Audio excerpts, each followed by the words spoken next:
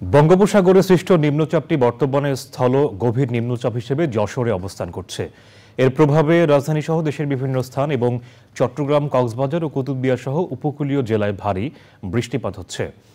বঙ্গোপসাগর উত্তাল থাকায় দেশের 4টি সমুদ্র বন্দরে 3 নম্বর স্থানীয় সতর্ক সংকেত বহাল রেখেছে আবহাওয়া অধিদপ্তর।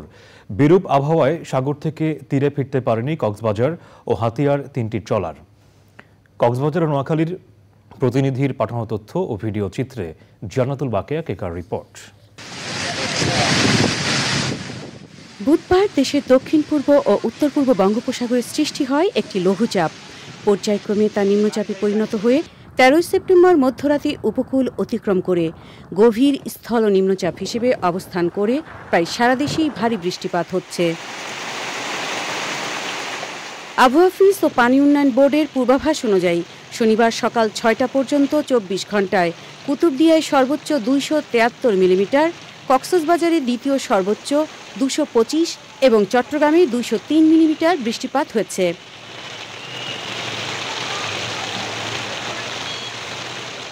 এর আগে শুক্রবার সকাল 6টা পর্যন্ত 378 এবং পরবর্তী 12 ঘণ্টায় আরও বৃষ্টিপাত হয়ে 36 ঘণ্টায় রেকর্ড 501 মিলিমিটার বৃষ্টিপাত হয়েছে কক্সবাজারে। অতি ভারী বৃষ্টিতে জেলার 50টি গ্রামের মানুষ পানিবন্দী। প্রচুর বৃষ্টির কারণে আর অনেক ক্ষয়ক্ষতি বলতে এই মানে ফসল জমি ক্ষয়ক্ষতি, এই বাড়িঘর ক্ষয়ক্ষতি, রাস্তাঘাট ক্ষয়ক্ষতি, অনেক বেশি বৃষ্টি।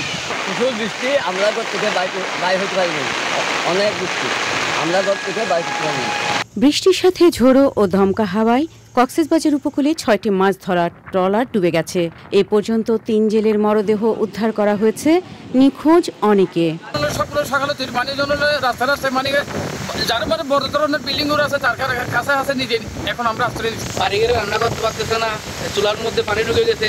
আমাদের সব বাচ্চা কাচ্চা এখন কালকে থেকে নাকি অনেক হাহাকার করতেছে, কোথাও যাবো যাওয়ার কথা রাস্তা নেই। ঝড়ের কবলে পড়ে নোয়াখালীর দ্বীপ উপজেলার মেঘনা নদীতে 10টি মাছ ধরার ট্রলার ডুবির ঘটনা ঘটেছে। 5টি ট্রলার সহ 8 মাঝি এখনো নিখোঁজ।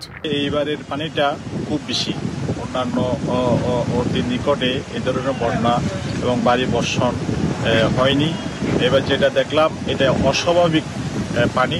নিখোঁজদের উদ্ধারে তৎপরতা চলছে। জান্নাতুল বাকেয়া কেকা, চ্যানেল আই।